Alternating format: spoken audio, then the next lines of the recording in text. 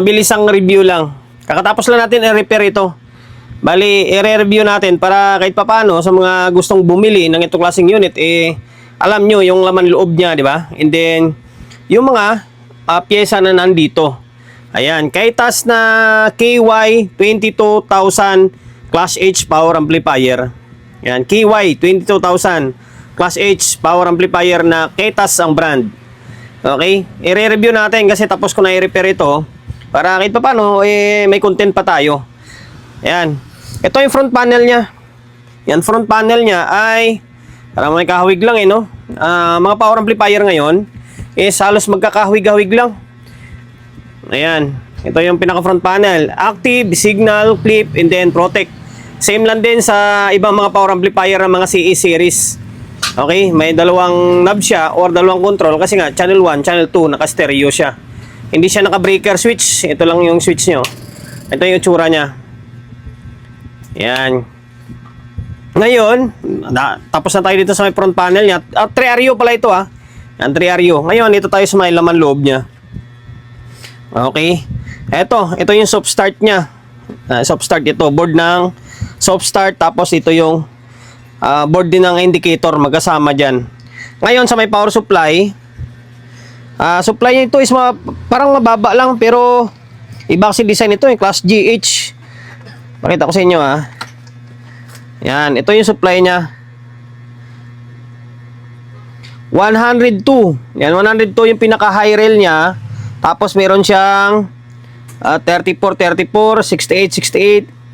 Yan, tapos yung 20 para sa may relay yan. Tapos mga accessories na yan yung iba. 102.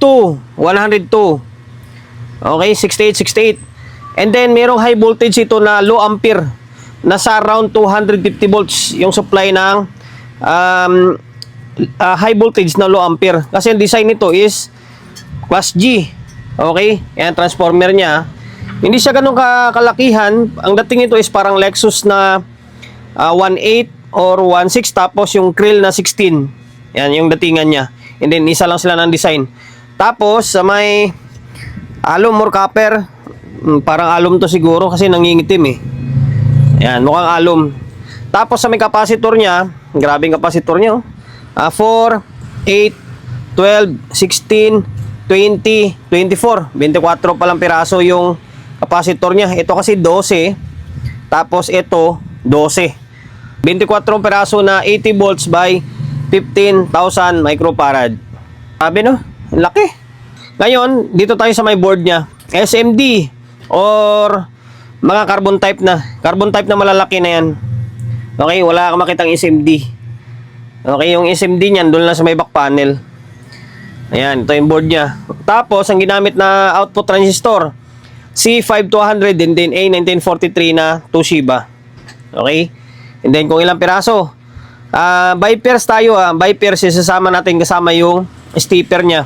1, 2, 3, 4, 5, 6, 7, 8, 9, 10, 11, 12, 13, 14, 15, 16, 17, 18, 19. 19 by pairs yung output. Pero ito kasi stepper to Yung pinaka-output transistor niya ay ito na lang. Bilangin natin itong puti, yung bloke. Yung may bloke lang. 1, 2, 3, 4, 5, 6, 7, 8, 9, 10, 11, 12, 13, 14. 14 pairs. Okay? 14 pairs na A1943 and then C5200 na Toshiba yung output niya. Okay? Tapos, same lang din sa may isang channel siyempre. Kung ano yung nandito, ayun din ang nandito. 14 pairs din yung output niya. And total parang 19, di ba? 19 or 20. 1, 2, 3, 4, 5, 6, 7, 8, 9, 10, 11, 12, 13, 14, 15, 16, 17, 18, 19. O 19 pairs nga. By pairs, kasama na lahat-lahat dyan. Kasi sabi ko nga, yung iba is nasa stepper side niya. Wala siyang MOSFET. Hindi MOSFET ang ginamit. Kundi, itong transistor lang na C500 and then A1943. Ayan. 14 pairs yung output. Ngayon, meron siyang 4 na cooling system. 1, 2, 3, and then 4. Tapos agad-sagaran niya, Hirap nga ako ilabas Halos saktuhan lang talaga siya. Yung haba ng heatsink against dun sa may dalawang fan. Maganda kasi apat yung fan niya, tapos malalakas. Isang intake, ay, paharap pala yung hangin, oh. May arrow, oh. Paharap pala yung hangin nito. Pa ganun, oh, patulak dito. Tingnan nga natin.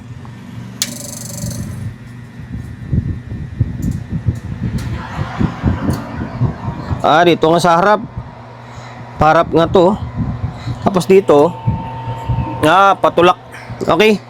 Yung hangin pala is pag ganun siya, papunta rito sa loob, tapos palabas dito sa may harap. Okay, ngayon yung back panel, hindi ko na ipapakita kasi common lang din naman yung back panel niyan eh. Back panel niyan is high pass, low pass. May kumbaga may active sa active crossover.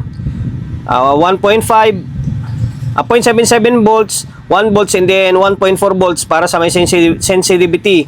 Tapos meron siyang yan, limiter. And then input-output niya is speak on and then XLR. Okay, yun lang. Common lang naman yung likod niyan. Okay, sa mga gustong bumili ng Kaitas, alam nyo na kung ano yung laman loob niya. Meron siyang supply na 106. 102 pala. May supply siya ng 102. Kasi iba yung design nito, Class G kasi ito. Kaya hindi mo siya makitaan ng sobrang taas na voltahe.